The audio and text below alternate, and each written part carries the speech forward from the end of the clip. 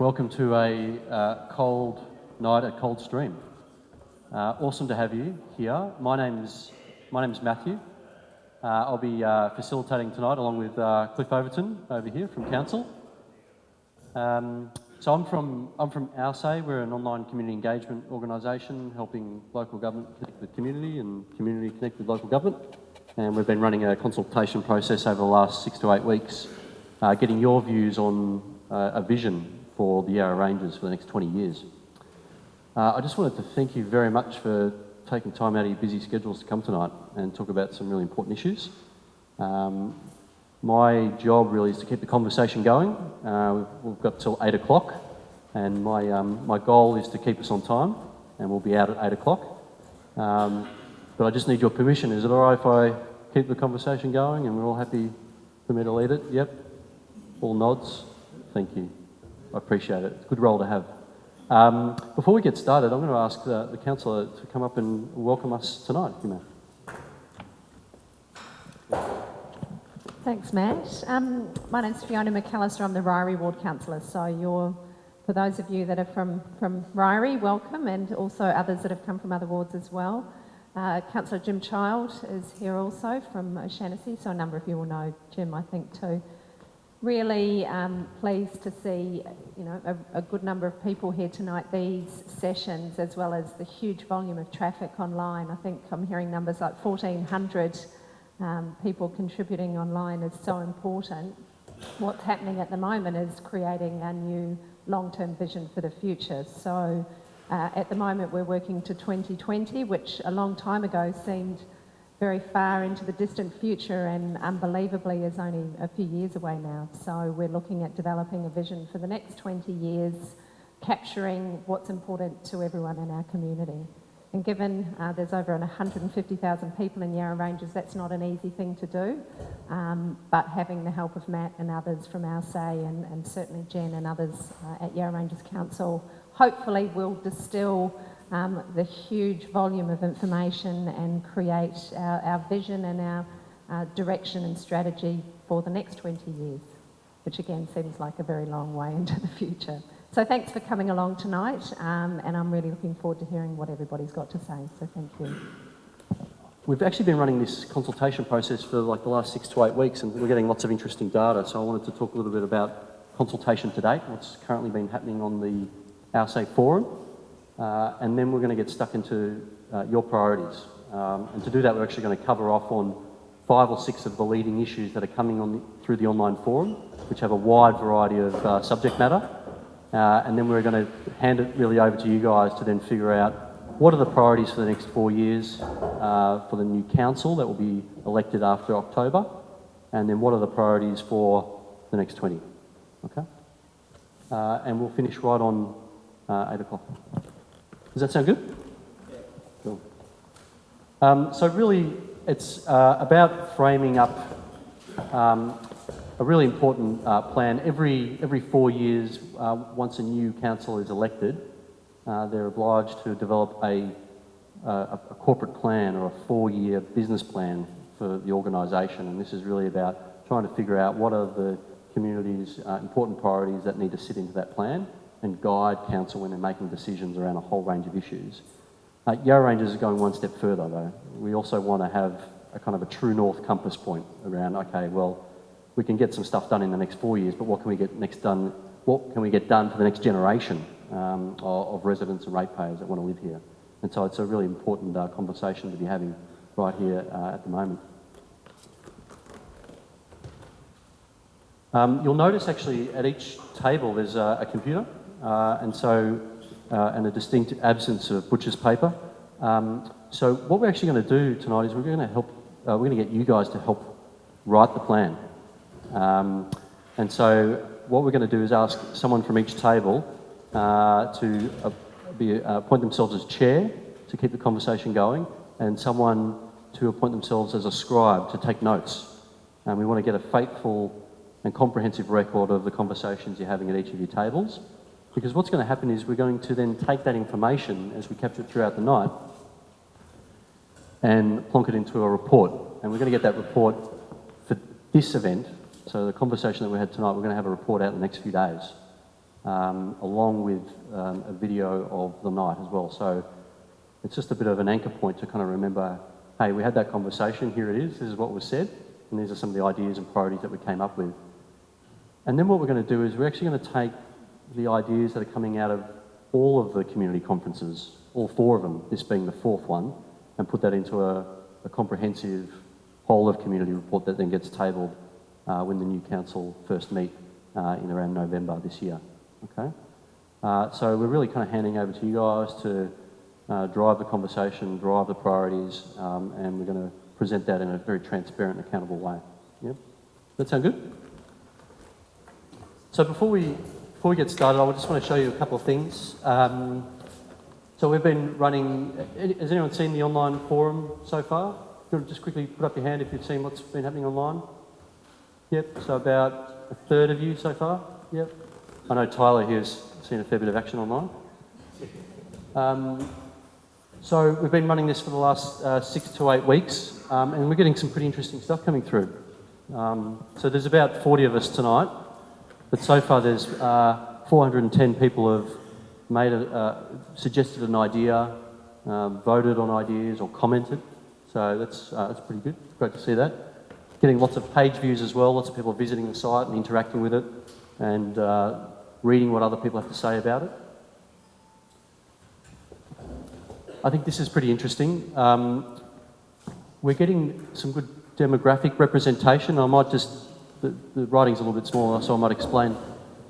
On the left-hand side, we've got people that have been involved by age group.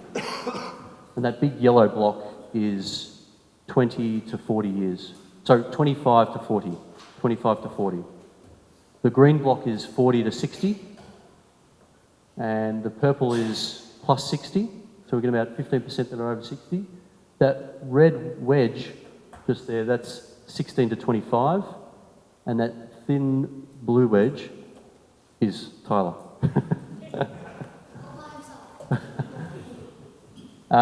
And we've also got a slight bias to female on the other pie graph. So we've got about 2/3 female to 1/3 male. That's kind of cool. It kind of gets more interesting when you actually divide the cohorts, age cohorts, by number of votes. Because everyone gets 7 votes they can spend across all the platforms. So they can spend it all on one, or they can spend them across multiple ideas. And we're getting more of an even split actually on the different cohorts. And I think that's a really important thing, because we are planning for the future, and sometimes we need to think about people that have, some of the younger cohorts have probably got the greatest to gain from some of the decisions we make now, and that's really important when it comes to strategic planning and planning for a future of this municipality. Another important question is where are ideas coming from? So this is ideas put on a map. So this is the postcodes of where the contributions are being made. And what I think is really cool about this is we're actually seeing contributions from across the municipality. We're kind of covering all compass points, if you will, of the municipality. So we're going as far as East Warburton, down into the sort of build-up areas of Lilydale, up into Chirnside, all around Olinda Park, and then obviously up into Coldstream as well. So that's cool to see. Now we're also getting, when people contribute an idea on the platform, on the forum, they also tag that idea with kind of like a theme or a subject matter. What's this idea about? And so we're also getting a lot of other information about what are the common tags and the common themes that people are presenting. And so just reading through, there's actually a lot of these now, so I've had to put them over 2 slides. If you look here, I'm reading, we've got everything from environment, health, economy, to access, walking, connected communities, domestic violence, zero emissions, refugees, hospitals, music and arts, road safety, empowering young people, property damage, planning, local services, youth space, families. Wow. That's a lot to cover. So when we're thinking about designing a future city, there's a lot of different things to think about, and that's awesome to see this coming through the conversation. So as I said, what we're going to do, there's going to be a bit of a process tonight. We're actually going to, in a minute, we'll kind of sort out who's going to be chair and who's going to scribe at each table. We're then going to hear from some of the leading contributors to the forum so far. And then we're actually going to hear council's response to those ideas. And actually kind of get some, what do they think? They think it's a good idea, or how might they respond to it? And then we're going to ask each table to spend a bit of time trying to figure out, well, what do you think council should be doing to respond to what you've just heard? And also, what do you think the community could be doing to respond to what you've just heard? Yeah? And we're going to probably spend about 40 minutes on that. And then we'll shift to discussing your priorities for the council plan. And then we're going to do a bit of a visioning activity at the very end, okay? And we'll finish at 7:59 and 40 seconds.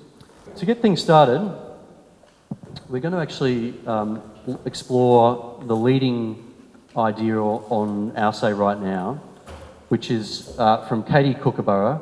And as of about 4 o'clock this afternoon, Katie Kookaburra's idea had 309 votes.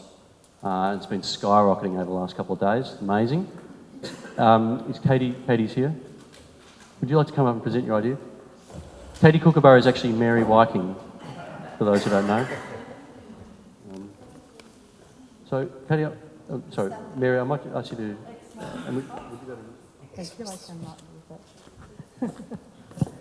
Good evening, everybody.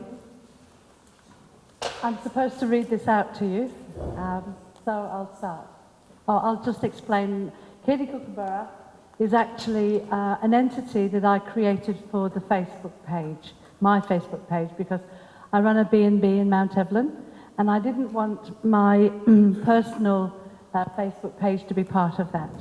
So I created Katie Kookaburra, and it's probably worked quite well, really. So, and I represent two tourism associations, both the Yarra Valley and the Dandenong Ranges. So tourism is one of the major industries in the Yarra Ranges, and yet the Yarra Ranges Council doesn't have a tourism button on its website. No one visiting the Yarra Ranges Council website would know what jewels exist in this area. This raises the question of how committed the council is to tourism. Tourism brings in millions of dollars and has the potential to increase to billions of dollars, thereby providing employment, support, and safeguard for the environment, improvement of infrastructure, and support for its communities.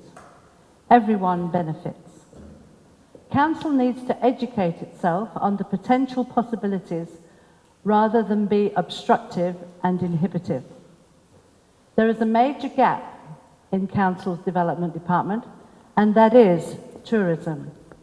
Council needs to work and be seen to work cooperatively with businesses, communities, and individuals towards a common purpose of making the Yarra Ranges a place of great beauty, opportunity, and a wonderful place to live.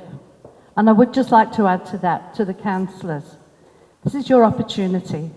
Please make sure that you hear what everybody's saying, because that is how apathy is created. And you may not be elected next time, I don't know. But the fact is, anybody here, if you're elected and you run one of these consultations, please make sure that you hear. And we feel, as a community, that we've been heard. Thank you.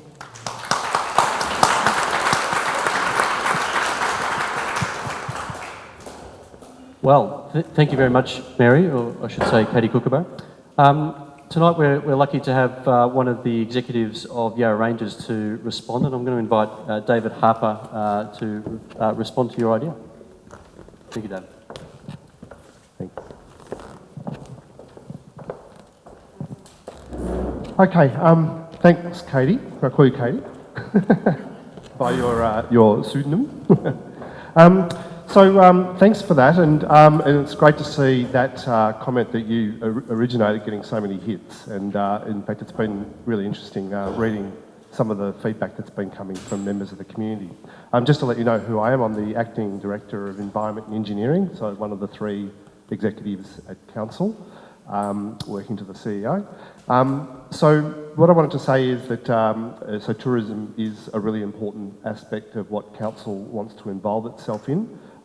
We're part of the Yarra Ranges Tourism, and we also, because of what you've started here, have made sure that we've got a link straight off our website to that site as well, just to see the extent of engagement that we have across a whole raft of the tourism sector.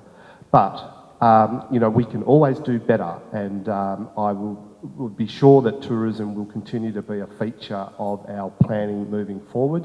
We would agree with so much of what you've written in terms of what the opportunities are that the Yarra Ranges and the Dandenongs provides for us and for our communities, and we actually see it as being a really important economic sector for both jobs in this community and for bringing people into this community to spend money and hopefully keep our community thriving into the future.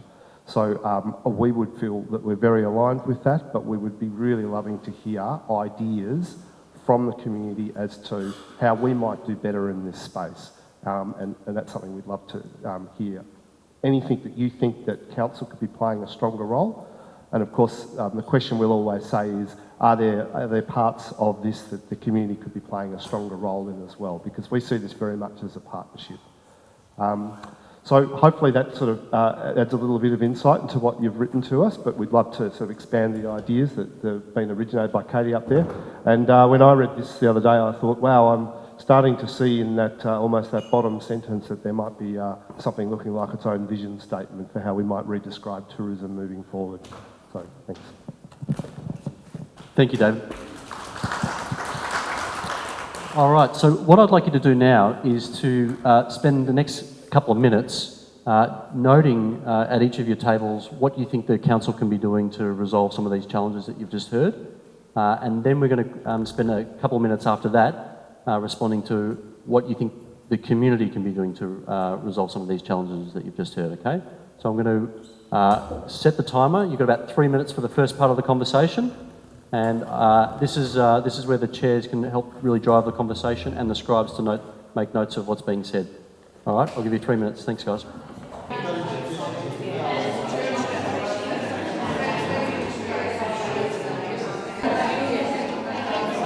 So this is an idea that's currently got 260 votes. It was written by Lockie, or actually written by Belinda, his mother. And I might just read it out because they couldn't make it tonight. They came to one of the earlier sessions. A new playground for Upwey Central. My name is Lockie and I'm nearly 2. Over the next 20 years, I hope that Yarra Ranges is a great place to be a kid. Like most kids, I love playgrounds and I'd love to see a really fun playground built in Upwey. Upwey doesn't have many playgrounds, so I'm sure it will be well used and very much appreciated. A new and exciting playground would certainly make a trip to the Upwey shops much more interesting to me and my mum, I reckon. I have some great ideas for what this playground could include, and I'm sure other kids in Upwey would do too. Please plan for play in Upwey. All right, thank you for Lockie. Round of applause there. And I might add, actually, Belinda looked on her Google Maps, and if she wanted to walk to the closest playground, it would take her 3 hours to walk there with a pram. So, 3 hours. We've also got another issue that's trending, which is a bit similar on the forum, and it's currently coming in at number 4. It was leading the pack for several weeks, and it comes from Tyler. It's got 135 votes, and we're actually, it's wonderful to have Tyler here tonight. Tyler, would you be interested in presenting your idea to the guys? Right. Round of applause for Tyler.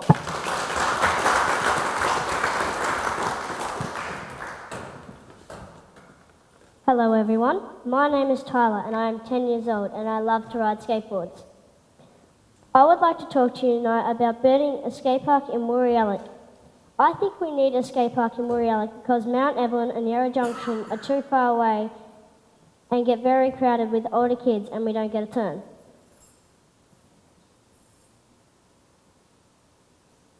There are many kids in Muriallic that would think this idea is awesome. Some are here with me right now.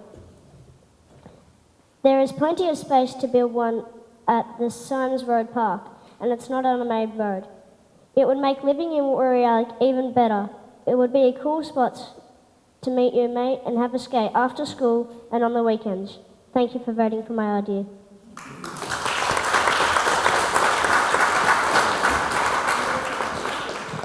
Wow, Tyler, thank you very much. A wonderful presentation. Did you know there's a council election coming up? You might want to consider running. You've got a few supporters already. Okay, to respond to both of these challenges, both a park in a playground in Upwey and the skate park in Woorayallock, I've got David to present some ideas from council. Okay, so I just did the maths. So you know how we're creating a 20-year vision with you here tonight. So Lockie, who was 2, so it would have been interesting if he had presented the idea, will be 22 by the time that plan is realised.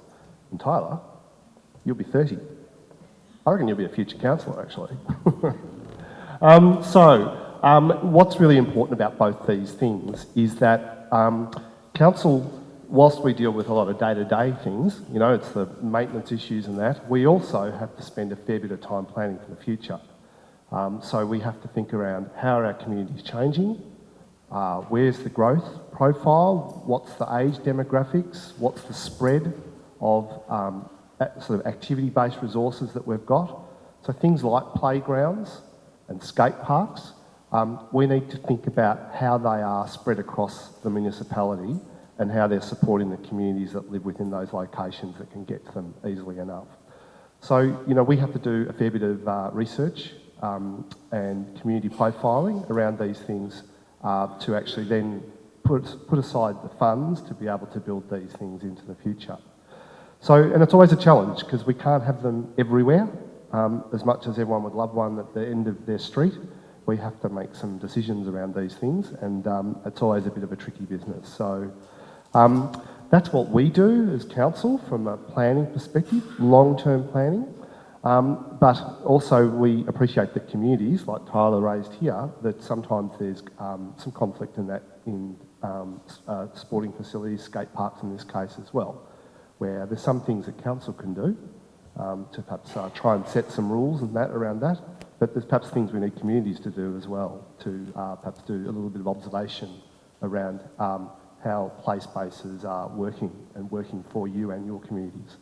So we do spend money on this. We spend a fair bit of money on this, playgrounds and skate parks, but we'd love to hear from you as to whether you think we've got that about right, whether you think we need to put more into this space, that we need you to think, now I'm looking around the room and seeing a lot of people that probably won't jump on a skateboard too readily, but we've also got a job as a community to start planning for our kids of today, and like Lockie, who's 2, for the future as well.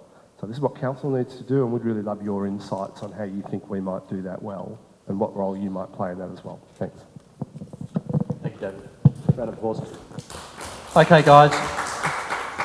So you know the drill. I want you guys at each of the table to consider both of these issues, and for the next 3 minutes, figure out what the council can be doing to resolve this challenge.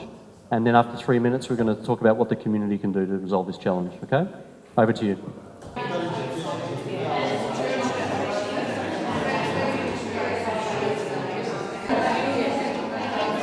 Hey, we're going to move to the next idea, which is actually trending number 3 on the forum. This idea was posted only 2 days ago, and it's got an enormous number of votes over the last 2 days, 185 votes and counting. And is Sarah here tonight? No, Sarah couldn't make it? Okay. So we have a powerful opportunity to try and have youth and spaces for youth be a focus area for our council. I'm passionate about creating safe and creative spaces for young people and think we need a youth space and programs tailored to support the development of young people. Currently, to access any form of services for young people, people from the Upper Yarra have to travel to Lilydale, which if a young person had to do, would independently take 45 minutes. And I want community support to set up the Misfit space, a space for all young people with programs for creativity, social and support, as well as a hangout for community study space, open till the last buses go past. For many young people in the Upper Yarra area, it's vital to have a safe space to go where they feel valued. The Misfit project want to run this space. All we want is for council to fund it. And given they say they are wanting to move out of service provision, this seems the perfect way to work together. But I think there's a video here that explains, and I encourage people to watch that video. So help youth out by voting and sharing the fact that youth matter and should be part of the big picture. Here, round of applause. So just so you know, Sarah's a 22-year-old. She's in the creative arts industries, and she also sits on the board of the Yarra Junction Bendigo Bank Community Bank branch. So an active youth leader in our community. So, to respond to that, David, I'm going to hand over to you. Okay, thanks, Matt. Anyone seen the video that's attached to that? Oh, can I really encourage you to? In part of my SWAT up for tonight, I had a look at the video and it's very impressive. Well, there's the link there. So if you pick that up and drop that in your search engine, you'll be able to get straight to it. Youth is, obviously council's got responsibilities for people through all their life cycles. We, take people from birth right through to their end of life. And of course, youth's an important part of that. And I guess in terms of, say, council having to make decisions around what services we provide, often in partnership with other community organisations or with state government funded programs, we're always sort of testing that space and seeing where we're best able to fit as a council. And of course, sometimes we're in, sometimes we're out, and that's always a bit of a challenging decision that we have to make. And so often it makes us reflect as council, what's the right role for council in this space.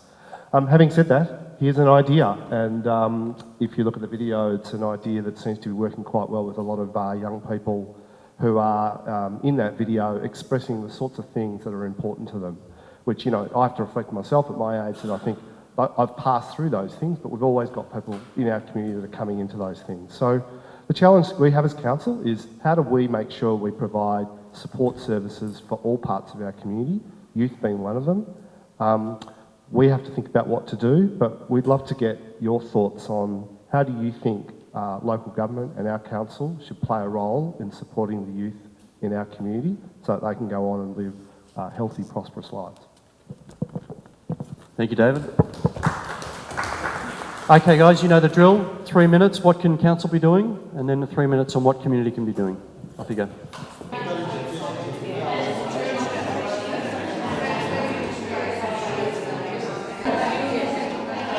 We're going to do one more round of this, and then we're going to get into the big priorities that you would like to see in the council plan. I'm actually going to just shift to idea number 6. So it's coming in at about 88 votes, and it's from Lou. I don't think Lou's here tonight. I didn't see Lou, no. So a new Great Forests National Park that provides quality and diverse experiences for locals and tourists alike, that also protects and enhances biodiversity and water quality across the Yarra Ranges. And the reason I put that up is because that's trending number 6, but trending number 5 is do not support Great National Forest Park, and we've got Mick as well to present his idea. So do you want to come up and talk to your idea, please, Mick?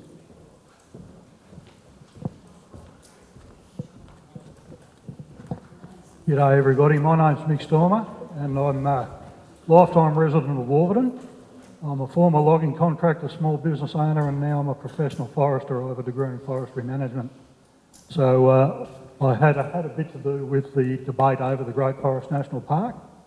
One of the points that I did make in another submission was I respect your opinion, the people want to have it, but I think there's a lot of misinformation and a lot of stuff that you could drill down into a lot more that would probably change a few minds. One of the main things that I put up about this is the native forest timber industry in the Central Highlands RFA, which includes the Yarra Ranges Shire, generates $570 million a year in economic activity. A lot of that is driven by logging contractors. They're the guys that are on the ground, that's where the produce come from, and then it goes all the way down the chain, even down to maintenance guitars in Bayswater, the most popular guitar makers in Australia. That's how far our stuff goes. One big risk we have if we were to form this thing is that we would lose our local logging contractors, native forest contractors. If we were to do that, we would lose in one go at least 90% of our first attack bushfire firefighting ability. Would not exist anymore. During the fires in 2009, I was involved in firefighting up in the back of Healesville, Conderick Creek, which is Healesville's catchment, and if it wasn't for the local logging contractors, Healesville would have had black water coming out of their taps for 3 months. The final point that I will make on this is a lot of people turn around and say, well, put these guys in plantation. If we were to do that, it can be done, anything's possible, and we wanted to still have the yield of timber that we do export all around the world, we would need at least a 40-year return on our logs, on our tree growth, on our plantation, so we could get the trees up to 40 years old to cut sawn timber out of them. We'd need to find 76,000 hectares of land with rainfall in between 800 and 1,200 mils. That's around here. So the Great Forest National Park sounds okay. It will not protect leadbeater's possum. Leadbeater's possum, the science is changing on that constantly. I was lucky enough to be out with a scientist from the Arthur Ryler Institute yesterday, and the science is changing. There is new stuff coming out all the time.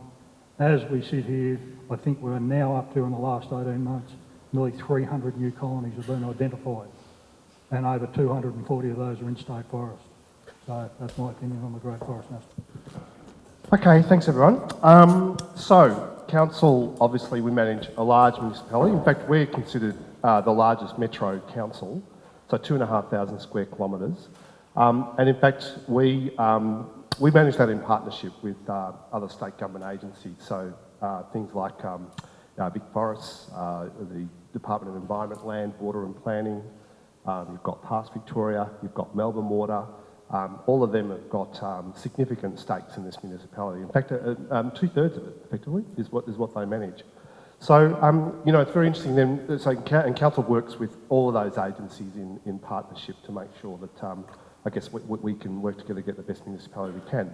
And I guess when we look at the trending numbers there, and just hearing some of that information from Mick, I mean, again, you can just see how critical that informing ourselves is before we start sort of rushing in, making decisions around things. So I suppose what I'd like to say is you can see here there's differences of opinion in the community. Council often has to make decisions at some point, and what we'd really love to do is make sure we can actually get platforms happening where people can hear differences of opinion. And I think this issue is a big one at the moment.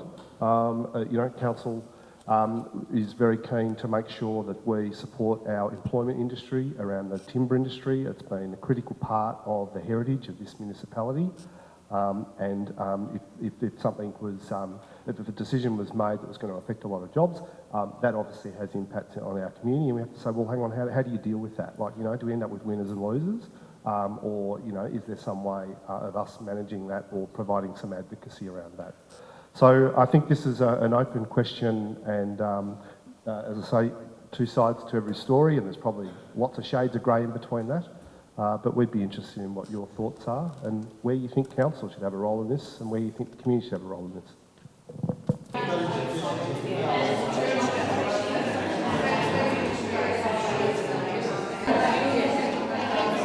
So I'm going to move us on to the next task.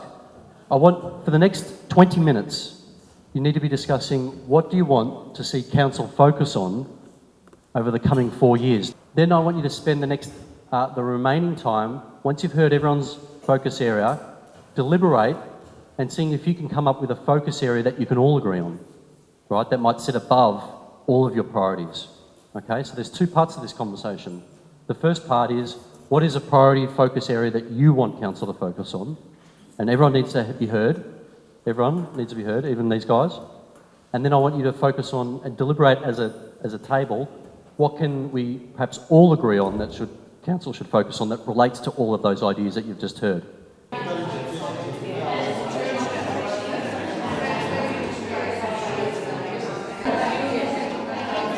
But what I wanted to do now is actually go around each table and hear from each table about what was that big kind of idea that we could all kind of agree on.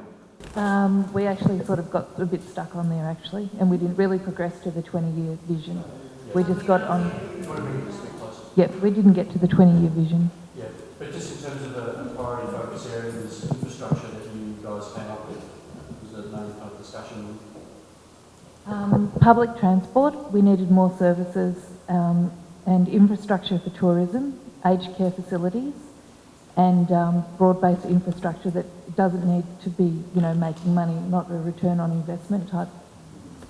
The emergency hospital in the Yarra Valley, and also the Upper Yarra mountain bike trail to become a reality. So that sort of infrastructure. And yeah, just more consultation. So we were thinking youth projects, training local youth, and training them in the right skills and the knowledge to obtain gainful employment in their own backyard. So in the next 20 years, I'm thinking tourism and hospitality.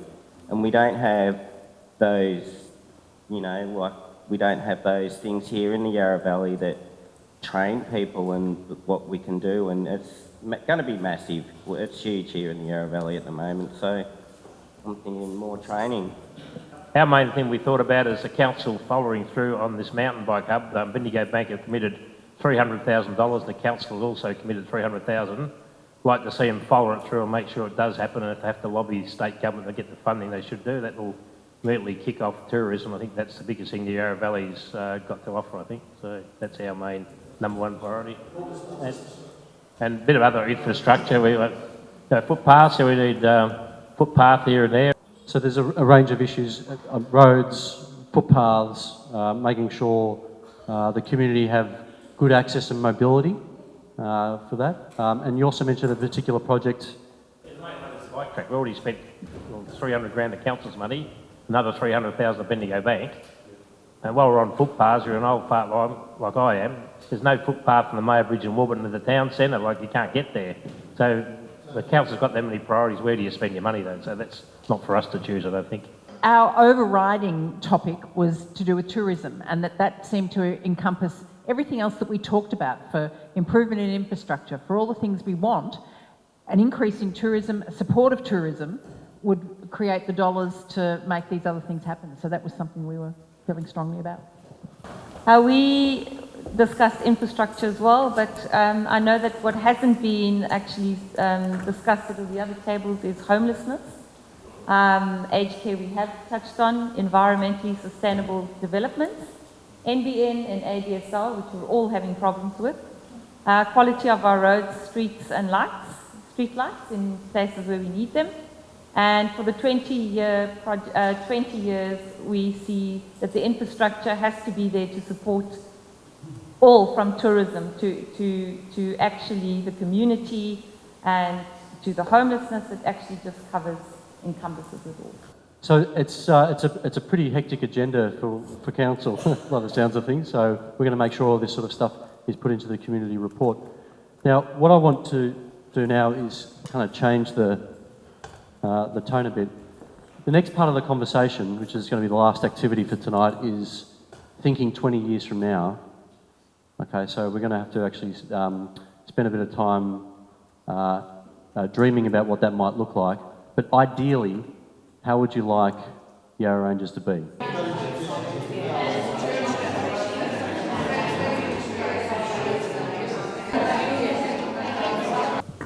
We want less high-density housing. We want to keep the country character. We don't want it too urbanised. We want to make sure that we still have quality areas to work, play and grow old with dignity. Less city influences, keep the locals as the keepers of the communities. Heritage list our important buildings so that they don't get pulled down, they can be preserved. We want to lobby for rail services. We want to see it between Warburton, Hillsville, Wirialek and Yarra Glen. And a nice new cemetery. In the next 20 years, I would like to give everyone a home in the Yarra Valley. We wanted more people in community services, home care, and Meals on Wheels, nursing homes, graffiti-free surfaces. We want to maintain the things we love about living here, the small town community feeling in a beautiful natural environment that's intact and free of weeds. friendly communities, local jobs and the transition to renewable energy. We want to see Hillsville and the Yarra Valley as it is now, not as a big shopping strip, not with high-rise apartments. Not that we're against progress in small business, but we want to maintain, the character of the neighbourhood. We want the best managed forest in the world and good internet speed. We don't want much. We want the region to retain beauty and individuality, and the government to introduce cheap registration of, say, $50 for people who drive electric cars. Then that would be an incentive not to drive your gas-guzzling car. We want ecotourism to thrive and attract people from all over the world through best practice. We want to be proud and we want it to be the best place to live. We said very little poverty, homelessness with all the services in place to help everyone, green environment, sustainable energy for everyone, opportunities for our children and grandchildren to have jobs in the Yarra Ranges, tourism. We wanted the Shire to still be around in 20 years' time and not absorbed into some other mega Shire or into some other sort of system. Community respect for the environment, retention of the current urban growth plan, and a beautiful place to work and live and to be safe for all of our residents. Where to from here? As we're capturing this content, it's going into a report which will be presented to the new council, and in fact we'll have it available to you all in the next couple of days. So you'll be able to see what was said across each of the tables, and you'll be able to see your own contributions to them as well. So for everyone who's RSVP'd tonight, we'll actually email you a copy of it and a link to it. It will also be linked on the AUSA forum, which will be found there. That's the web address, so keep an eye out for it. And all 4 community reports, so we had one in Kilsyth, Upwey, Churnside, and also Coldstream. So there'll be 4 separate reports, and then what we're going to do is actually put those reports together into one big conversation. Now, I also just want to point out the online forum will be still online for the next 14 days. So if there are any ideas that came up tonight that you think need to be in the plan and you would like to continue the conversation, you're also welcome to put it onto the online forum. Okay, guys, I wanted to thank you very much for your time tonight. We really appreciate you taking time out of your busy schedules. Stick around for a cuppa, and we'll see you online.